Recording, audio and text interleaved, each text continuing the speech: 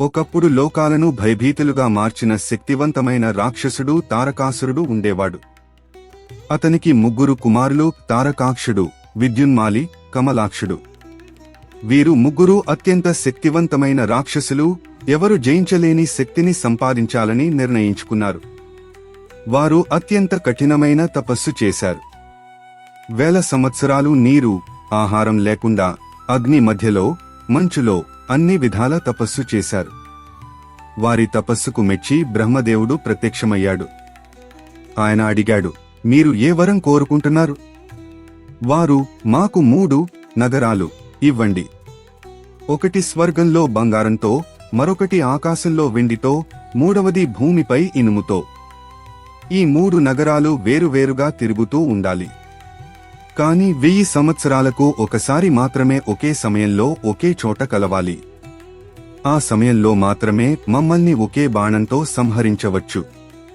అలా కాకుంటే మేము అజేయులం అని కోరారు. బ్రహ్మదేవుడు ఆ వరం ఇచ్చాడు. అప్పుడు మయుడు, రాక్షస శిల్పి, ఆ 3 అద్భుతమైన నగరాలను నిర్మించాడు. వాటిని త్రిపురాలు అంటారు. ఆ రాక్షసులు త్రిపురాసురులు అయ్యారు. మొదట్లో వారు ధర్మంగా పాలించారు. కాని ఈ అద్భుతమైన వరంతో త్రిపురాసురులు దేవతలను మరియు ఋషులను భయంకరంగా హింసించడం ప్రారంభించారు. వారి అరాచకాలు భరించలేక దేవతలు శివుని వద్దకు వెళ్లి ఆ 3 రాక్షసుల నుండి తమను కాపాడమని వేడుకున్నారు. శివుడు మొదట ఈ అసురులను సంహరించడానికి సంకోచించాడు, ఎందుకంటే వారు కూడా శివభక్తులు. అప్పుడు విష్ణువు వారిని శివభక్తి నుండి దూరం చేయడానికి ఒక పథకం వేశాడు. అతను అరిహంతుడు అనే మాయా గురువును సృష్టించాడు. అతడు వేదాలను, యజ్ఞాలను, శివుని పూజను నిషేధించే ఒక కొత్త మతాన్ని ప్రచారం చేశాడు. త్రిపురాసురులు దానికి లోబడి ధర్మాన్ని వదిలేశారు మరియు దేవతలను హింసించడం ప్రారంభించారు. భయపడిన దేవతలు ఇంద్రుడు నాయకత్వంలో కైలాసంకు వెళ్లి శివుడిని ప్రార్థించారు.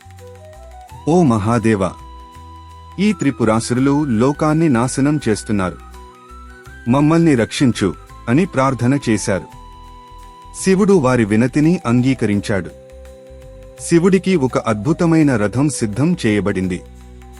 ఆ రథానికి చక్రాలు సూర్యుడు, చంద్రుడు, ధనుస్సు మేరు పర్వతం, బాణపు దారం ఆదిశేషుడు, గుర్రాలు 4 వేదాలు, సారథి బ్రహ్మదేవుడు.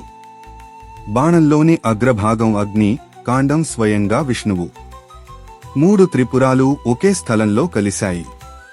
ఆ ప్రత్యేక క్షణంలో శివుడు తన పాశుపత బాణాన్ని విడిచి 3 నగరాలను ఒకేసారి ధ్వంసం చేశాడు. త్రిపురాసురులు నాశనమయ్యారు. ఈ సంహారం తర్వాతే శివునికి త్రిపురాంతకుడు అనే పేరు వచ్చింది.